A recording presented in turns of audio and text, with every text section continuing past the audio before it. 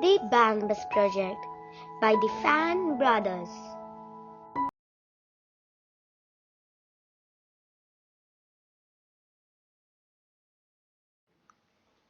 The Barnabus Project by Terry, Eric, and Devin Fan. Barnabus lived in a secret lab. He was a half mouse and a half elephant, and he had lived in the lab as long as he could remember. The lab was hidden beneath the perfect pets on a perfectly ordinary street.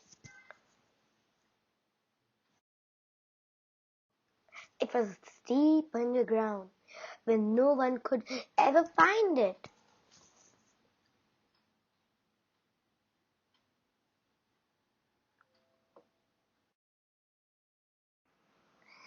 The lab was where they made perfect breads.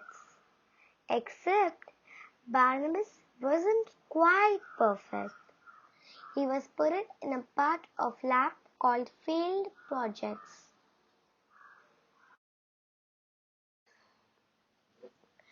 His home was rather small, but that just meant it was easier to keep tidy.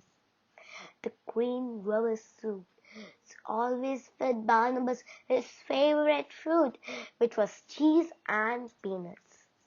And yet, he sometimes wondered about the world outside of his little bell jar.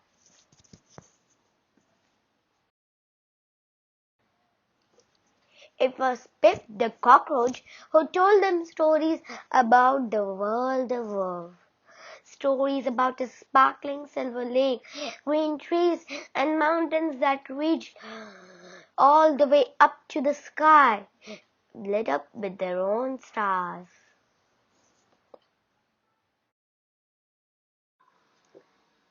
Maybe someday I will sit on the glass and look at the stars, said Barnabas, and when he closed his eyes, he almost could.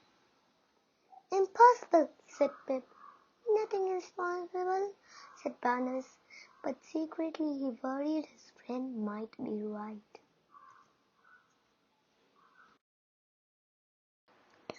At that moment, the green rubber suits came in.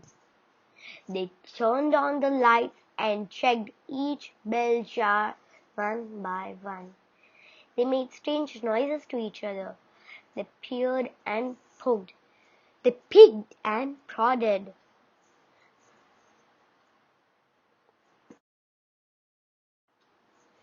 They put on red stamps on all the jars.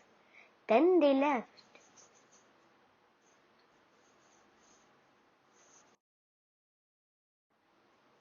What does it mean? Said Barnabas, looking up at the strange red stamp. It means you're going to be recycled, said Pip. That's what happens with all the failed projects.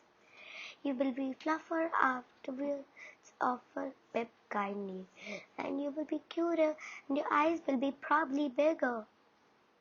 I like having small eyes, said Barnabas, although he wasn't even sure anymore.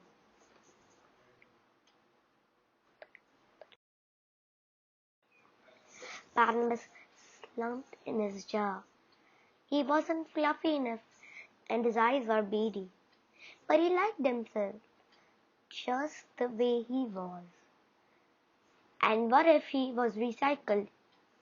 Peanuts and cheese were no longer his favorite fruits. What if his friends didn't recognize him after?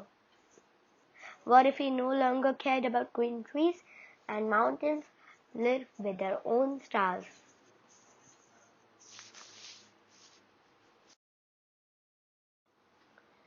We need to escape, said Barnabas suddenly. The other foiled project gasped, but they cheered. Impossible, said Pip. Nothing is impossible, said Barnabas. He took a step back.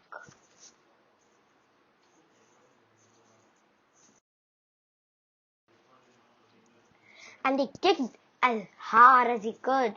He charged at the glass, but the bell jar was so much stronger than he was. Finally, Barnabus made a sad honk with his tongue. Huh?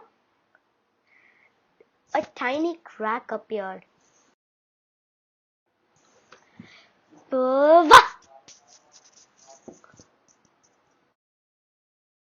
He was free!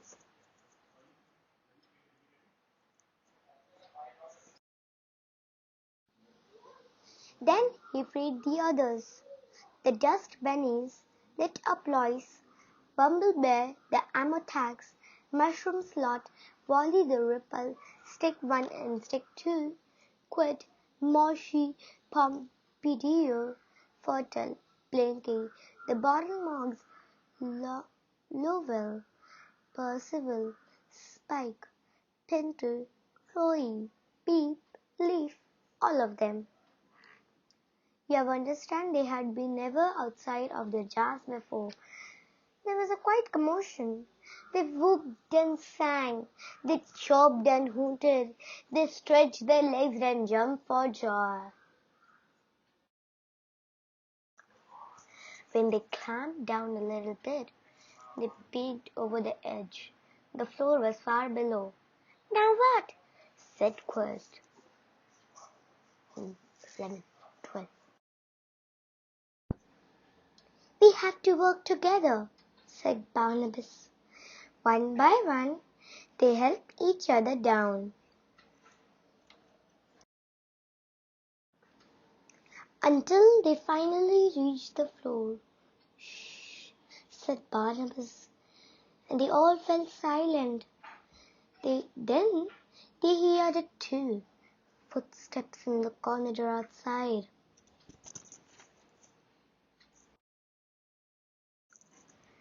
Quick, said Barnabas, we can go through here.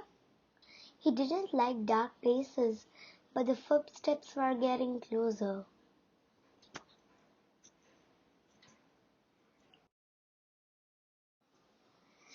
Everyone crawled into the vent, with lit up Loises leading the way.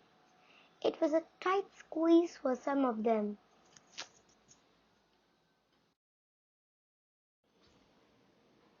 The vent led into the most secret part of the secret lab. They all looked up.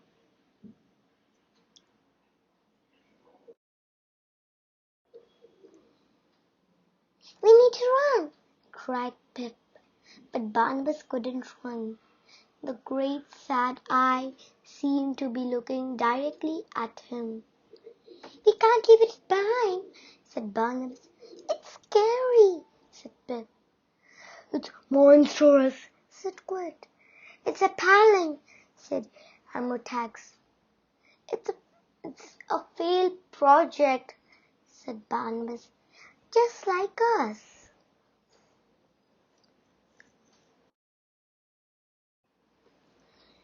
They worked together to turn the great valve that opened the tank. But it was too late.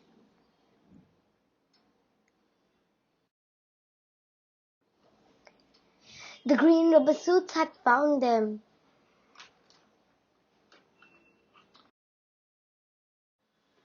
Just when all seemed lost, the tank door swung up and the water flooded into the lab.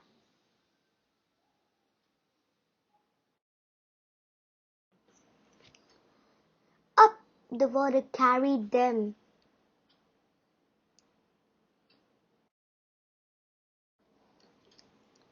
Up to the world above.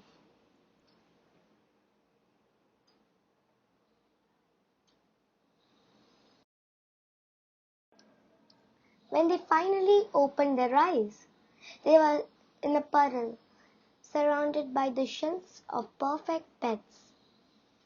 Everyone ran towards the exit.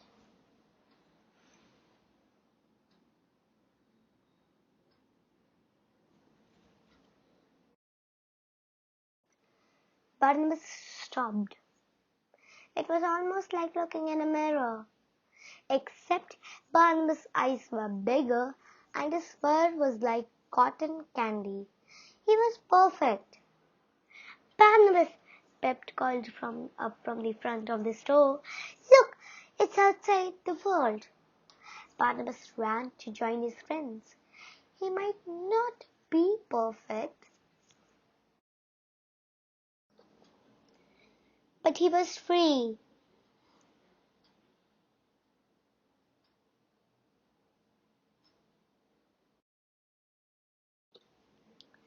The world was so much bigger than Barnabas and his friends ever could have imagined.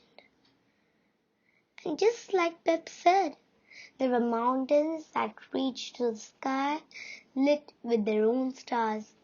"You were right," said Pip. "Nothing is impossible."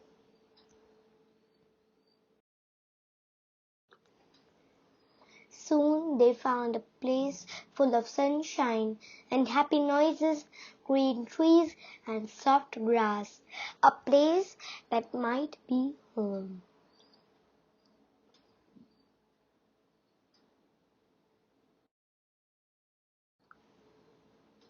It wasn't always easy, but they always stuck together.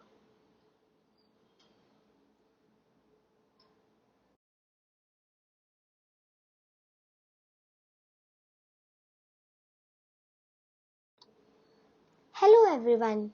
Did you like this story? Please like and subscribe to our channels and comment to our stories if you want other stories which you like. Thank you.